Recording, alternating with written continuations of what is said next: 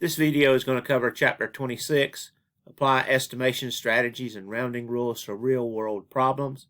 We need to understand our objectives, so they are listed right here. You need to estimate metric measurements, area, length, weight, and volume. You got to know when it is appropriate to use a giving estimation or rounding procedure. You also need to know the rounding rules for decimals to the ones, the tenths, the hundredths place value. Also how to round fractions and mixed numbers. We're also going to demonstrate the knowledge of estimation strategies. You need to read this paragraph here. It says, the purpose of the estimation strategies and rounding rules described by this TEAS task, you'll be using metric measurements. The United States measurements are our standard measurements, but when you're in the medical field, you're going to work with the metric system. Now, before we get into the actual lecture, I want to go over a few key terms. Estimation is just a rough calculation of numbers in a problem. The metric system we just mentioned is what the international system of units based on the power of 10. There's only 3 countries, the U.S., Liberia, and Myanmar, which still use the U.S. systems of measurement, so we're in the minority. And rounding is simply a number by removing decimal places or changing those places to 0. You can also round fractions to the nearest whole number. At the top of this page, you see some metric units and some household applications or approximations. You see what a millimeter is. A millimeter is about 3/64 of an inch, or the thickness of a dime. It's also the thickness of most cell phones. 1 centimeter is about 24/64 of an inch, or the width of a large paperclip, or the width of a wedding ring.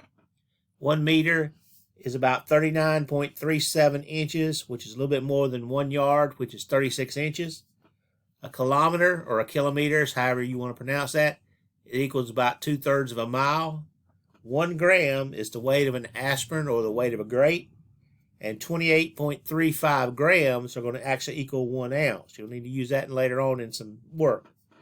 1 kilogram is about 2.2 pounds, and the Celsius is the metric temperature scale where water freezes at 0 degrees and boils at 100 degrees Celsius.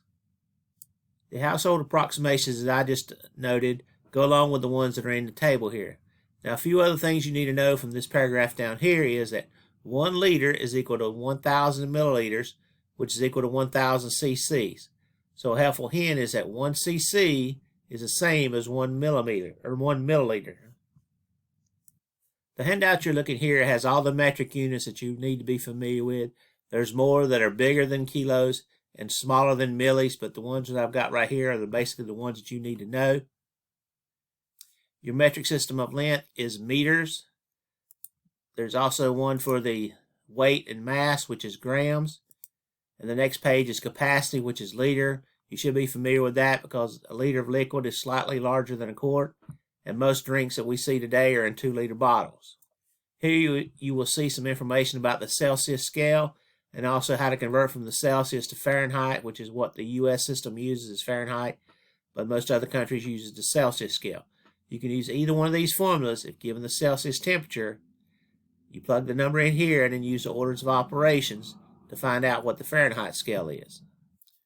One of the things you have to understand about estimation and rounding is that good judgment should be used when deciding if estimating and rounding are appropriate.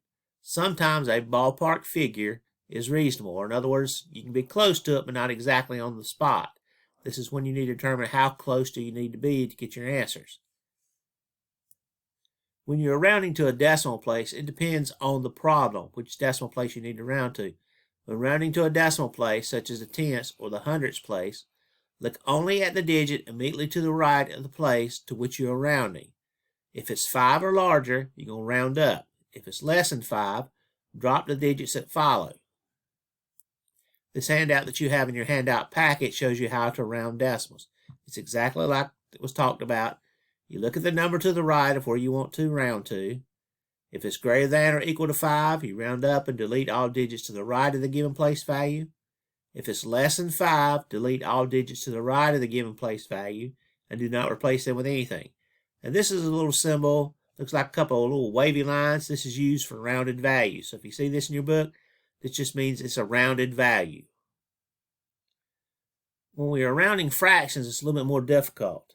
We need to determine if the fraction value has a decimal value that is equal to or greater than 0.5 or less than 0.5. Or in other words, when rounding fractions to the ones place, if the numerator is greater than or equal to half of the denominator, round up to the next whole value, that next whole number.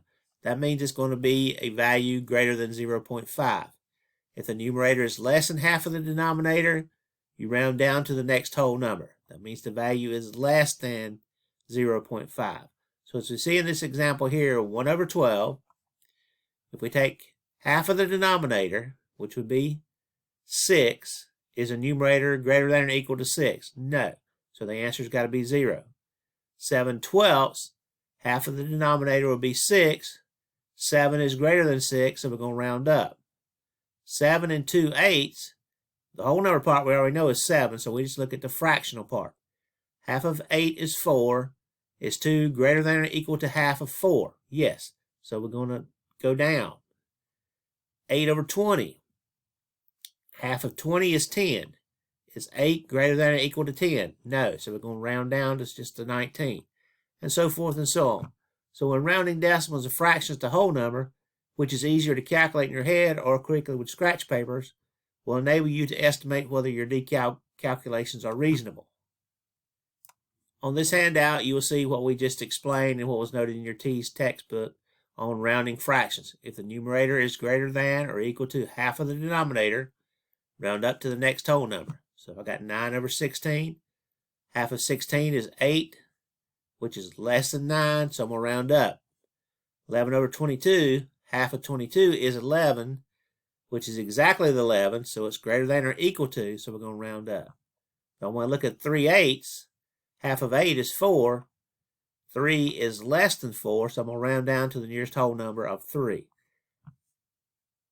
So when you're rounding fractions, if you can just use a little number line like I have here, 0 to 1, halfway in between will be 1/2 or 0.5.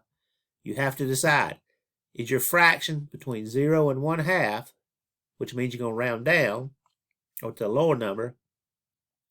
If your fraction has a value between 1/2 and 1, you're going to round up to the next higher value. So if you can kind of think about rounding fractions using this little number line, it'll make your job a whole lot easier. Here are a few examples on rounding decimals that will be in your lecture notes. So if you print out the lecture notes and look at those, you will see these examples. If I want to take this number and round to the tenths, I've got to look at the hundredths place, which is a 9. That is greater than or equal to 5, so I'm going to round up, so it is 18.6. In this example, I want to round to the hundredths.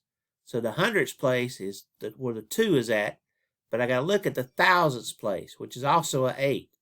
This tells me to round up to 29.43, and I'll let you look at the one for the tenths, and then the one for the ones place. This might be a little bit more difficult because if you're rounding to the ones place, that's where this 8 is. But I still have to look at the tenths place. This number is greater than 5, so I'm going to round up, and when I round up, my solution is just going to be the whole number 19. Now with fractions, we just did a few examples in the other part of the video, so I'm going to let you look at those. So again, these examples are noted in your lecture. So if you got any questions on this chapter 26, make sure you shoot your instructor an email this weekend. Good luck.